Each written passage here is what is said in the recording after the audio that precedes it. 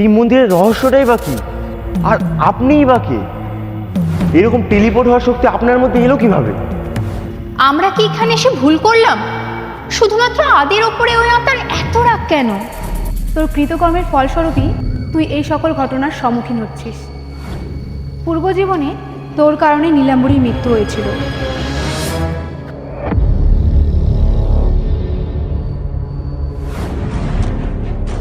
আমার এই রায়চৌধুরীর বংশের মাটিতে বাস করে আমারই পাওনা টাকা মেটাবে না এমন বুকের পাটা কাউর হয়েছে নাকি?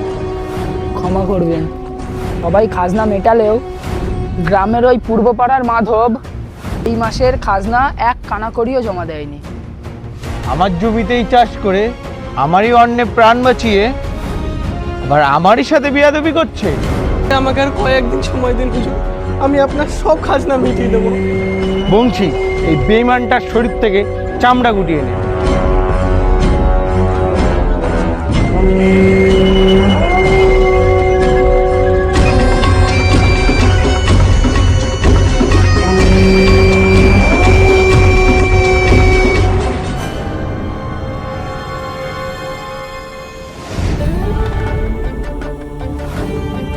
বাবা নীলকণ্ঠ ছাড়া ওর জীবনে কোনো পুরুষ মানুষ আসবে বলে আমার মনে হয় না।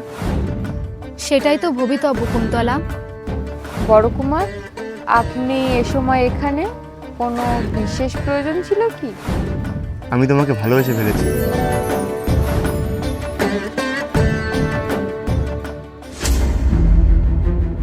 নীলাম্বরী, আমিও তো চাই না তুমি দাদাভাইকে মেনে নাও, তার প্রস্তাবকে স্বীকার করো, কারণ প্রথম দেখাতেই তুমি আমার নজরে পড়ে গেছো।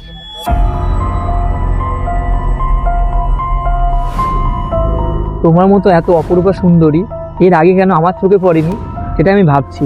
তুমি হয়তো জানো এই গ্রামের সব লোক নীলাম্বরীকে নিয়ে সবসময় মেতে থাকে, কিন্তু আমার মনে হয় আসল রত্ন তো তুমি।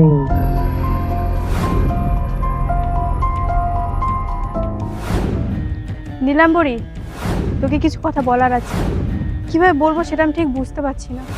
কি এমন কথা যেটা বলতে তুই এত সংকোচ বোধ করছিস? তুই যাতে পরবর্তীকালে বড় কুমারের বিবাহে কোনো বাধা না দিতে পারিস, তার জন্য বড় কুমার তোকে হত্যা করার পরিকল্পনা করেছিলেন। কুন্তলা, তোর জিভ খসে পড়বে, এগুলো কি আজে বাজে বকছিস?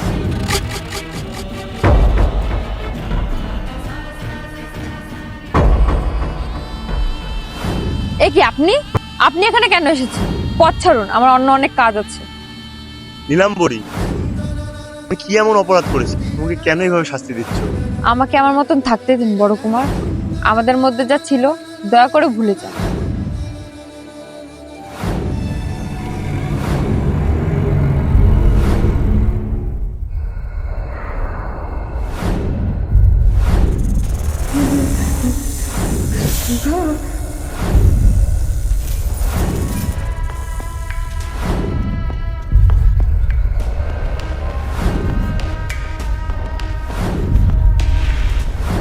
প্রণাম নেবেন ছোট কুমার, আপনি আমাকে ডেকে পাঠিয়েছিলেন?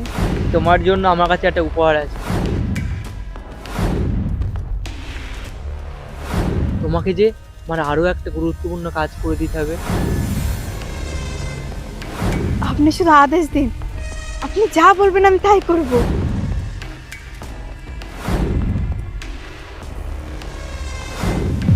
নীলাম্বরী, নীলাম্বরী, তুই শীঘ্রই বাইরে আয়, তোকে কিছু গুরুত্বপূর্ণ কথা বলার আছে। কি হয়েছে? কারো কি কোনো বিপদ হলো? তুই তো হাঁপাচ্ছিস কেন? আমি যে আজই খবর পেয়েছি সখী, বড় কুমার তোকে আজই হত্যা করবেন। যদি বিপদ আসে তিনি আমাকে রক্ষা করবেন, কিন্তু সখী, তুই যদি চাস তোর সখী বেঁচে থাকুক তবে যা বলছি তাই কর।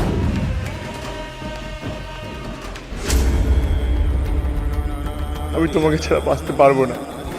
বাবা নীলকণ্ঠ জানেন আমি তোমাকে কতটা ভালোবাসি।